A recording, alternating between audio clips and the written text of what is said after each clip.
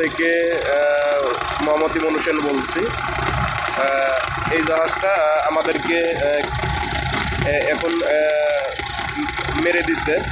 আসলে ওভারটেক করতে যে নাকি ওনাদের কোনো ইলেকট্রিক্যাল সমস্যার কারণে সঠিক বলতে পারতেছি না, কিন্তু আমাদের অল্পর জন্য আমরা বেঁচে গেছি। সবাই আমাদের জন্য দোয়া করবেন, আমরা যেন সহি সালামতের যেন সাগরটা পাড়ি দিয়ে যেন আমরা কিনারে যেতে পারি। আল্লাহ যেন আমাদের সবাইকে রক্ষা করে। আর ওই জাহাজটাও যেন সহি সালামতে আসতে পারে। আসলে ওনাদের মনে হয় সম্ভবত ইলেকট্রিক্যাল ফেল করার কারণে আমাদের সাথে আসলে মেরে দেয়। যাক, যদি সেরকমভাবে লাগতো, আসলে আমরাও সাইড কাটাই নিছি, যার কারণে আমাদের তেমনভাবে হয়নি, তারপরেও অনেকটাই ক্ষতি হয়ে গেছে।